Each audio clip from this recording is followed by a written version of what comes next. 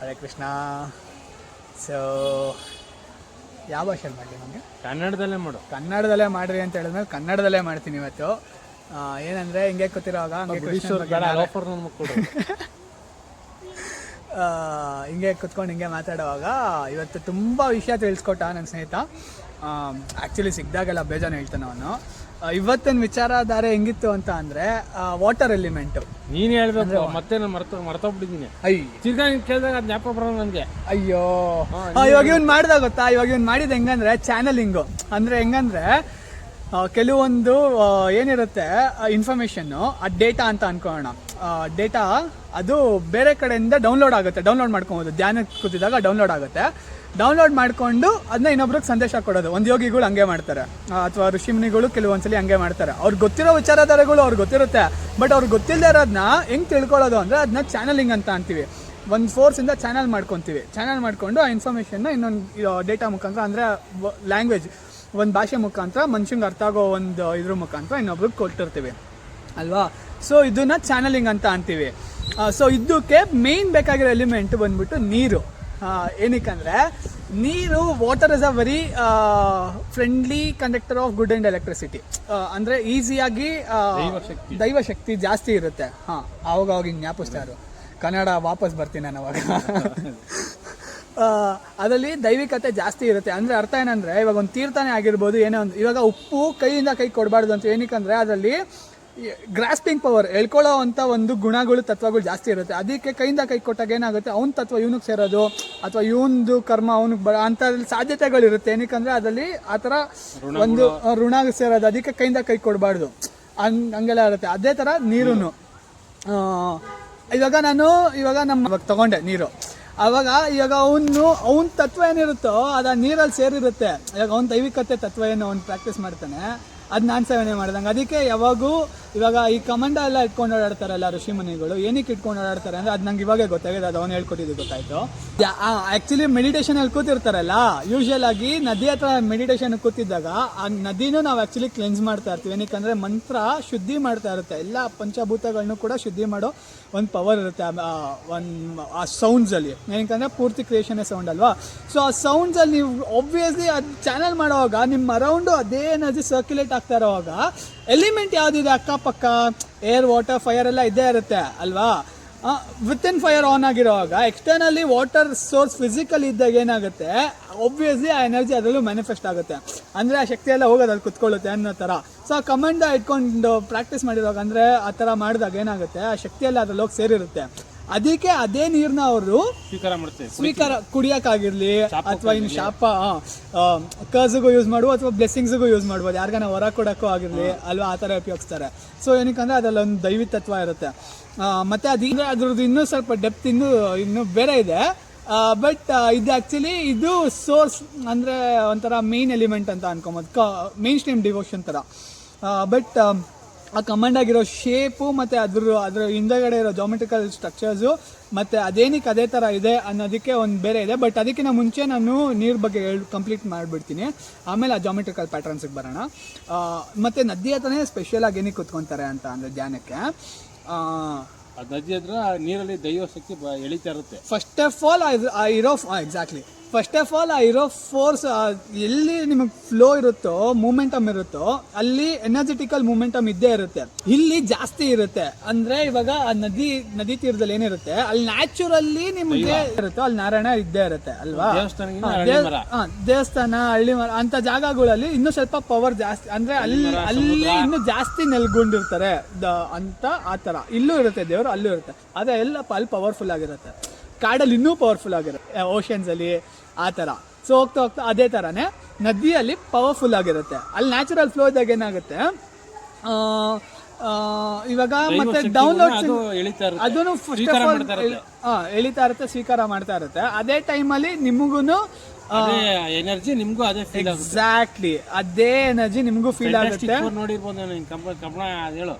ಆಮೇಲೆ okay, so metal ಅದು ಹೇಳ್ಬೇಕಾ, ಇವಾಗ ಎಲಿಮೆಂಟ್ ಜೊತೆಗೆ ನಾನು ಒಂದಾದಾಗ ಅಂದರೆ ಈ ಕಲ್ಲು ಜೊತೆಗೆ ನಾನು ಒಂದಾದಾಗ ಈ ಕಲ್ಲು ನಾನು ಬೇರೆ ಅಲ್ಲ, ನಾನು ಕಲ್ಲಾಗ್ಬೋದು. ಅಂದರೆ ಈ ಫಿಸಿಕಲ್ ಫಾರ್ಮ್ನ ಧ್ಯಾನ ಮಾಡ್ತಾ ಇರ್ಬೇಕಾರೆ, ಧ್ಯಾನ ಮಾಡ್ಬೇಕಾದ್ರೆ ಸಟಲ್ ಬಾಡಿ ನಾನು ಮಾತಾಡ್ತಾ ಇರೋದು ಬ್ರೋ, ಆಮೇಲೆ ಫಿಸಿಕಲ್ ಬಾಡಿ ಅಂತ ಅನ್ಕೊಂಬಿಡಿ.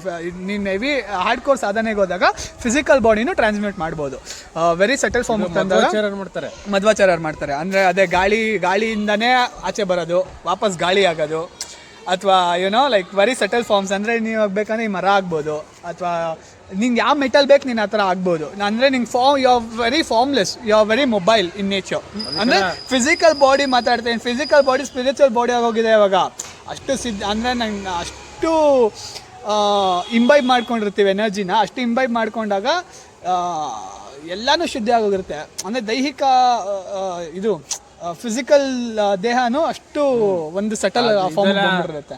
ನಾವು ಮಾಡ್ತೀವಿ ಅಂತೆಲ್ಲ ಬರಕ್ ಹೋಗ್ಬೇಡ್ರಿ. 2 ವರ್ಷ 3 ವರ್ಷ ಎಲ್ಲ ಮಾಡಿದ್ರೆ ಬರಲ್ಲ ಇದು. ನೀವು ಒಂದು 30 ವರ್ಷ 40 ವರ್ಷ ಮಾಡಬೇಕು ಧ್ಯಾನನ, ಅವಾಗ ಏನೋ ಒಂದು ಲೆವೆಲಲ್ಲಿ ಆಗುತ್ತೆ ಅಷ್ಟೇ. ಓಕೆನಾ? ಅದು ಒಂದು ಲೆವೆಲಲ್ಲಿ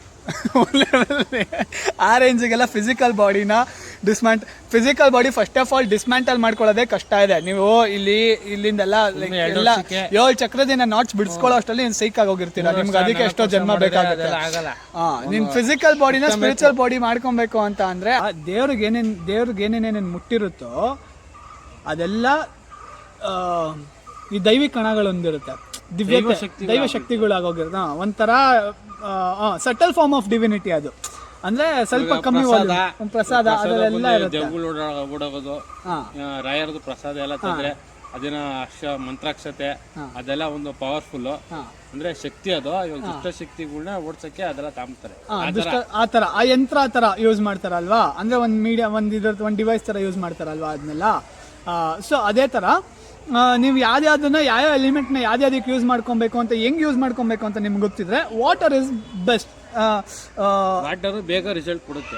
ಇಳ್ಕೊಂಡು ಅವೇರ್ನೆಸ್ ಅಲ್ಲಿ ನೀವು ಹೋಗಿ ನದಿ ಹತ್ರ ಕುತ್ಕೊಂಡು, ಅದು ಧ್ಯಾನಕ್ಕೆ ಅಂತ ಕುತ್ಕೊಂಡು, ಅದರಲ್ಲೂ ಸಾಧನೆ ಅಂತ ಕುತ್ಕೊಂಡು, ಅದರಲ್ಲೂ ನಾರಾಯಣನ ಮೇಲೆ ನೀವು ಕುತ್ಕೊಂಡ್ರಿ ಅಂತ ಅಂದ್ರೆ ಇವಾಗ ಹಂಗೆ ಅಂದ್ರೆ ಪವರ್ ಅಲ್ಲ, ಅದು ಬೇರೆ ತರ ಅವ್ರು ಹೇಳಿಲ್ಲ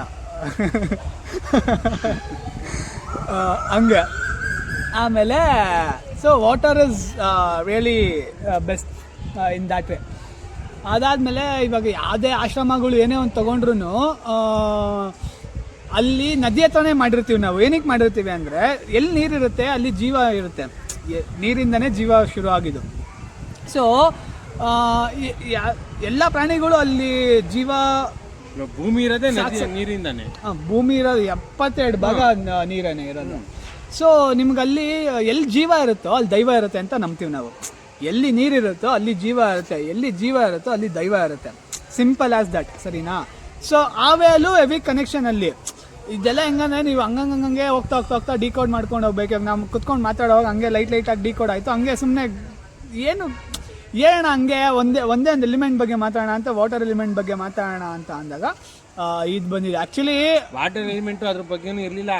ನಾವು ಹಂಗೆ ಮಾತಾಡ್ತಿರ್ಬೇಕಾದ್ರೆ ರಾಮಾಯಣ ಕೇಳ್ತಾ ಇದ್ವಿ, ರಾಮಾಯಣ ಕೇಳ್ತಾ ಇದ್ವಿ. ನೋಡ್ರಿ ಎಲ್ಲಿ ಕರ್ಕೊಂಬಂದು ಎಲ್ಲಿ ಬಂತು ಅದು. ಆ ಥರ ಅದರಲ್ಲಿ ಒಂದು ಸನ್ನಿವೇಶ ಬಂತು. ಆ ಥರ ಬಂದಾಗ ಹಂಗೆ ಮಾತಾಡ್ತಾ ನೀರೇನಿಗೆ ಕ್ಯಾರಿ ಮಾಡ್ತಾರೆ ಅಂತ ಅಂದಾಗ ಅವಾಗ ಅಂದರೆ ಆ್ಯಕ್ಚುಲಿ ನಾನೊಂದು ಹೇಳಿದೆ ಇದಕ್ಕೆ ಅಂತ. ನಂದು ಸ್ವಲ್ಪ ಜಾಮೆಟ್ರಿಕಲ್ ಪ್ಯಾಟರ್ನ್ಸ್ ನಂದು ಬೇರೆ ಥರ. ಇವಂದು ಹೆಂಗಂದರೆ ಇವಂದು ಮೂಲ ರೂಟ್ಸು ಆ ಥರ. ನಂದು ಚಾನಲ್ ಹಿಂಗೆ ನಂದಂತ. ಅದಕ್ಕೆ ನೀರು ಎಲ್ಲ ಅಂದರೆ ಪಂಚಭೂತಗಳು ಸಮಾನ. ಅಂದರೆ ಇವಾಗ ನೋಡಿರಿ ಹೆಂಗೆ ಹೇಳಿ ನಾನು, ಸೃಷ್ಟಿ ಅಂದಮೇಲೆ ಎಲ್ಲನೂ ಸಮಾನ. ಆದರೆ ಅದರದ್ದೇ ತತ್ವ ಇರುತ್ತೆ, ಅದರದ್ದೇ ಗುಣಗಳು ಇರುತ್ತೆ, ಅದರದ್ದೇ ಒಂದು ಶಕ್ತಿ ವಾಲ್ಯೂಮ್ ಇರುತ್ತಲ್ವಾ. ಅಂದರೆ ದೇವ್ರು ಇಲ್ಲೂ ಇದೆ, ದೇವಸ್ಥಾನದಲ್ಲಿ ಜಾಸ್ತಿ ಇರುತ್ತೆ ಅಲ್ವಾ. 90% ಇದೆ, ನೀರು 100% ಐತೆ. As simple as that. ಅದಕ್ಕೇನೆ ಭೂಮಿಗೆ ಕಂಪೇರ್ ಮಾಡಿದ್ರು ನಿಮ್ಮ ದೇಹ ಮತ್ತು ಭೂಮಿ ಒಂದೇನೆ. ಭೂಮಿನೂ 72 ಭಾಗ ನೀರಿದೆ, ನಿಮ್ಮ ದೇಹದಲ್ಲಿ 72 ಭಾಗ ನೀರಿದೆ. ಸೇಮ್ ಆಚೆಗಡೆ ಎಷ್ಟು ಎಲಿಮೆಂಟ್ ಇದೆಯೋ, ವಾಯು ಅಗ್ನಿ ಎಷ್ಟೆಷ್ಟಿದೆಯೋ ಅಷ್ಟೇ ನಿಮ್ಮ ದೇಹದಲ್ಲೂ ಕೂಡ ಇದೆ. ಅದಕ್ಕೆ ಭೂಮಿ ಬೇರೆ ಅಲ್ಲ, ನಿಮ್ಮ ದೇಹ ಬೇರೆ ಅಲ್ಲ. ಅದಕ್ಕೆ ಭೂಮಿಗೆ ನೀವು ಕನೆಕ್ಟ್ ಆದಾಗ, ಅಂದರೆ ನೇಚರ್ಗೆ ಕನೆಕ್ಟ್ ಆದಾಗ ಅಷ್ಟು ರಿಲೀಫಾಗಿ ಫೀಲ್ ಆಗ್ತೀರಾ.